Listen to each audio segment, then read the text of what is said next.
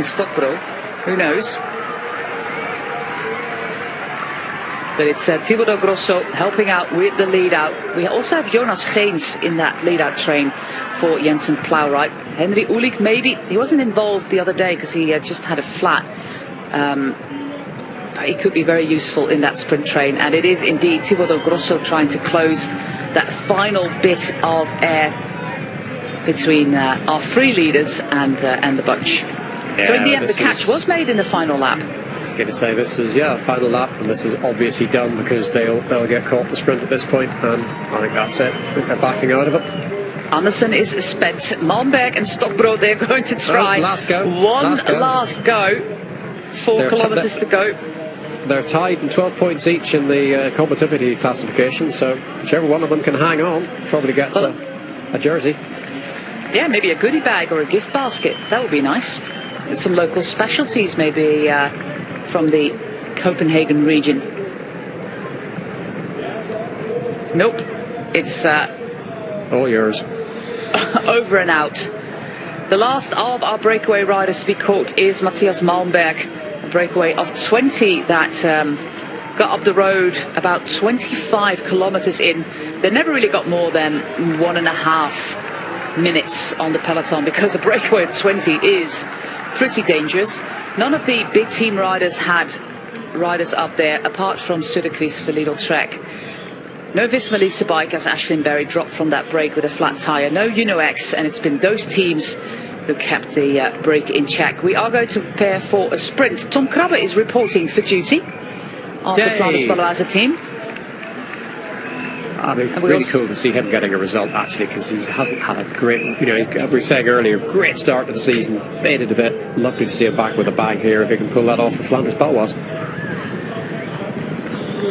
Yet again, Wout van Aert is in the blue leaders jersey. Laporte is in the green points jersey, a jersey that he doesn't own, but he has on loan. And also the man who was close to the win on the opening day, Henrik Pedersen. He is the man in the white jersey.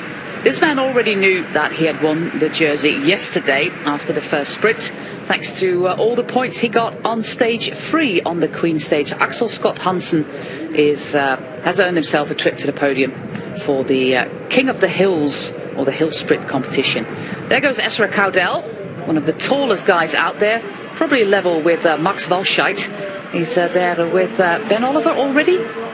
Seems a bit early, and there's only the two of them up there, so they feel to me like they're in the wind a bit sooner than they need to be. Lukas Kubis is not on Wout van Aert's wheel. That's a first. Which is news. He's not far away, but he's trying. He's ahead of Wout van Aert at the minute, actually, so he's waiting for the wheel to come back past so he can jump onto it. He tries to get onto the wheel there of Giovanni Lonardi of the Polti Visit Malta team, who's also a pretty decent sprinter in this field where we don't have the Jonathan Milans or the Jasper Philipsens of the world in this group, Tim Melier, to name a few sprinters who are considerably faster. It's Scott McGill on the wheel there of Ezra Cowdell. Let's see if Ben Oliver is there. We have, there's a little bit of braking going on there. There is Chris Juul Jensen together with Rasmus Pedersen, the man with the green helmet, the greenish helmet of the Decathlon team, which is of course his regular team. Now it's all a fight for position. We have Teutenberg trying to get onto the wheel. Plowright is there. The curbstones are a little bit dangerous. The Kopecky brothers are trying to get Kubis to the front. It's a little bit all over the place right now.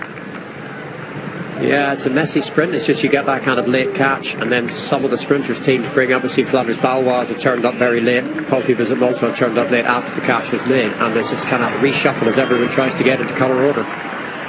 The Flamme Rouge is almost upon us, and for now it's Polti Visit Malta with Lonardi and also Inuit Rosa Rocket sprinting there for Lukas Kubis to get to the front. We spot Laporte in that green jersey, Wout van Aert a little bit further back. Laporte, if he gets points, he could actually be third on GC. The win for Wout van Aert looks rather safe right now as we're inside the final 3 kilometers as well. He's not really featuring at the front right now, Wout van Aert, in that blue jersey. He's not going to sprint free, he's too far back. It's going to be up to Christophe Laporte, and Lukas Kubis has now found the wheel of Christophe Laporte. We find Henrik Pedersen there in green. Lonardi is out there. It looks like Walscheid and also Teutenberg are out there for the Lidl-Trek team.